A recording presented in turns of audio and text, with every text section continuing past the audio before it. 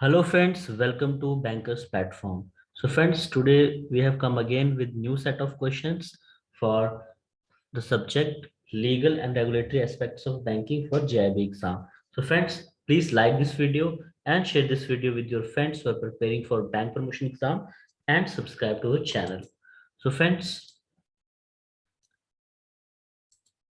Happy New Year to all of you friends, and I wish all of you Happy New Year and may this year bring you success and happiness. Success in your JIB exam, in your promotion exam, your CIB exam. So friends, let's start with our set of questions. So friends, our first question is charge means any form of, our options are security, debt, deposit. So first is security, second is debt, third is deposit. So our options are A, first, B, first and second, C, second and third, D, first, second and third. So you have to tell what is the meaning of charge. So the meaning of the correct answer of this question is B, that is security for debt. So charge means any form of security for debt. So B will be the correct answer. This we have taken friends from the book of LRAB. Okay, it is a type of revision for you also. So charge created by company shall be registered with. So whatever the charge is there, if we are creating the charge for the company, so it should be registered with whom? Our options are A, Registrar of Assurance, B, Registrar of Firms, C, Registrar of Companies, D, all the above. So let's see, friends, what is the right answer? And the right answer of this question is C, that is Registrar of Companies. So, friends, you have to give the answer in the comment section that whose charge is get registered with Registrar of Assurance and Registrar of Firms. So, who can get their charge registered with these two entities? So this you have to give the answer in the comment section. Our next question is third. Under Companies Act, a charge includes mortgage, promissory note, bill of exchange, letter of credit. So let's see what is the right answer. And the right answer is mortgage. So under Companies Act, a charge includes mortgage. Okay, let's see our fourth question. That is, charge shall be registered within dash days from the date of creation of charge. So friends, here you have to tell from the date of creation of charge within how many days we have to get the charge registered. Our options are A, 60 days, B, 30 days, C, 15 days, D, at the discretion of the bank. So let's see what is the right answer. And the correct answer is B, that is 30 days. So friends, the answer of first question will be B, and the answer for the second question will be C, and answer for the third question will be A, and for the fourth it is 30 days. Okay, from the date of the creation of charge within 30 days we have to get the charge registered. Okay, let's see friends, our next question, question number 5. Our question number 5 is reimbursing bank is the bank that performs the following.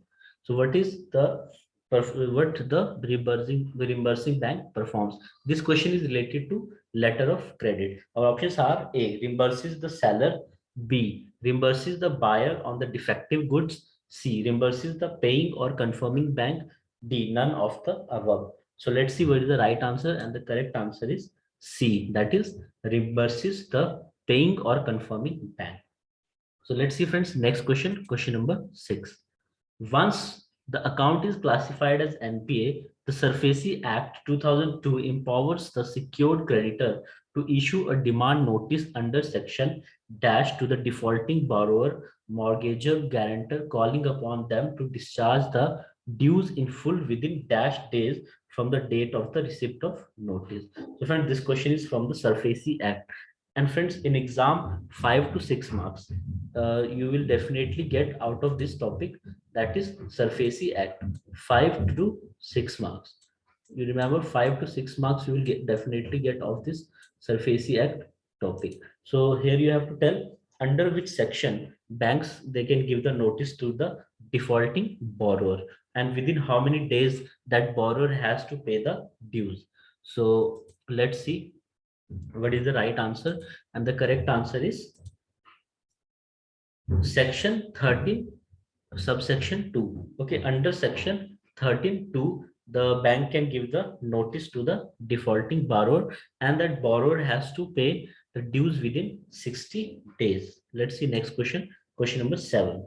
On receipt of such demand notice, if the borrower makes any objection or representation, the authorized officer shall apply his mind to such objection or representation and communicate his reply within dash days of the receipt of such objection or representation, conveying the reasons for non-acceptance of the objection or representation based on the factual position on and on merits. So friends, like when the demand notice is given to the defaulting borrower, so if he raise any objection or representation, so within how many days you have to give the reply, the bank has to give the reply within how many days. So your option can be 5 days, 10 days, 15 days, 30 days. Let's see what is the right answer, and the right answer is 15 days. So within 15 days that bank has to give the reply, and authorized officer has to give the reply within the 30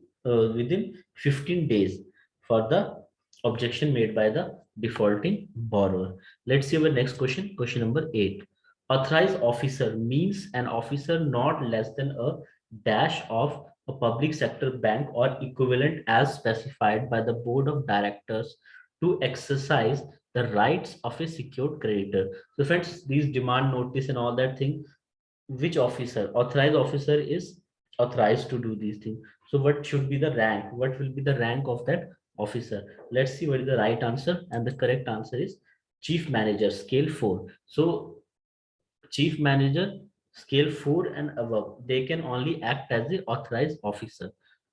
This question has been asked friends in the previous exam of LRAB. Let's see next question. Question number 9.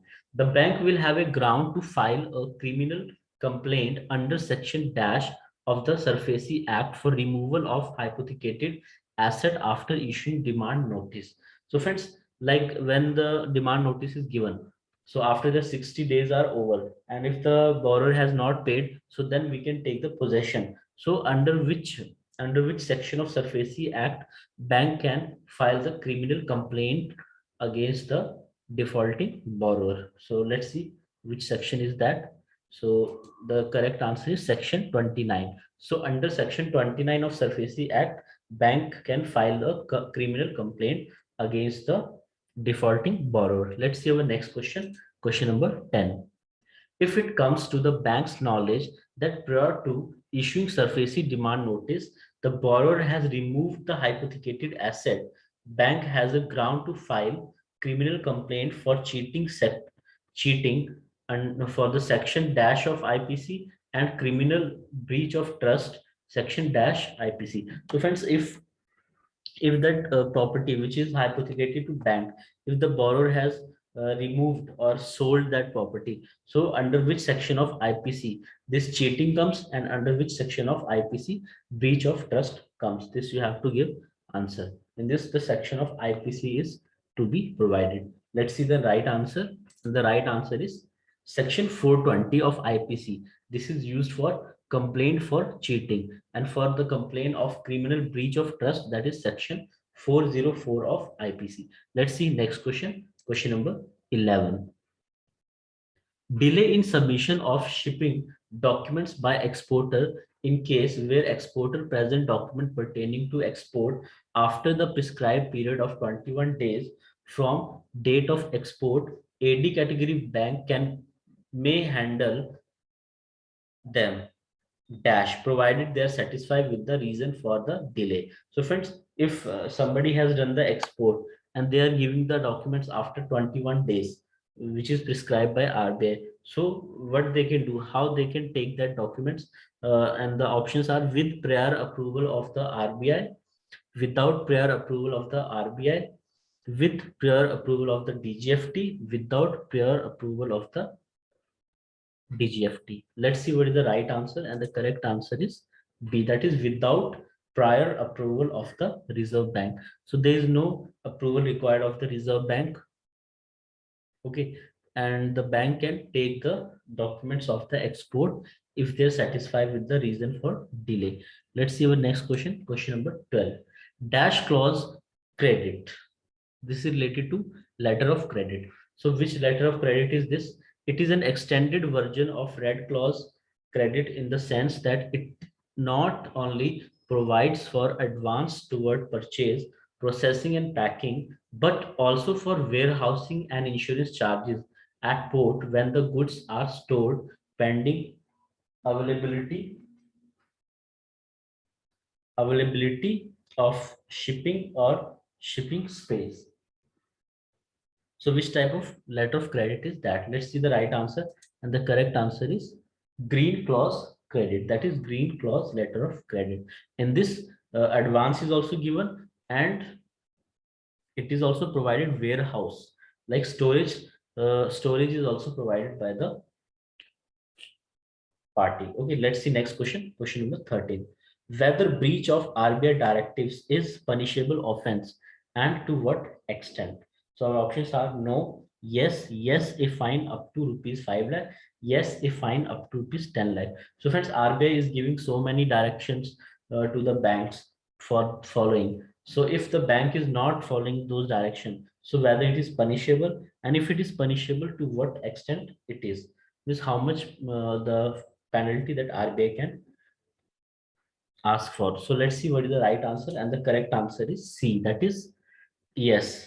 The if anybody is breaching the RBI directive, that is punishable, and a fine of up to rupees 5 lakh is there. Let's see the next question. Question number 14. Question number 14 is a decree passed by the foreign court can be executed by the tribunal. So our options are yes or no. So friends, here you have to tell whether the decree passed by the foreign court, if any foreign court has passed any decree, so that can be executed by tribunal or not. And let's see what is the right answer. And the right answer is yes. So friends, the decree passed by the foreign court can be executed by the tribunal. Let's see our next question. Question number 15. Who is the chairman of the Central Consumer Protection Council? So this is CCPC. Okay. Central Consumer Protection Council. Our options are President of India, Chief Justice of Supreme Court, Minister in charge of Consumer Affairs in the central government, Minister in charge of Home Affairs in the central government. Let's see what is the right answer. And the correct answer is C. That is Minister in charge of Consumer Affairs in the central government. So friends, this is a set of 15 questions, and I hope so you are benefited from these questions. And these questions are having a lot of probability to come in the coming JIB exam, that is of legal and regulatory aspects of banking. So thank you friends. Thanks for watching. Please like this video and share this video with your friends who are preparing for JIB exam, and subscribe to our channel if you have not subscribed. Thank you friends. Have a nice day.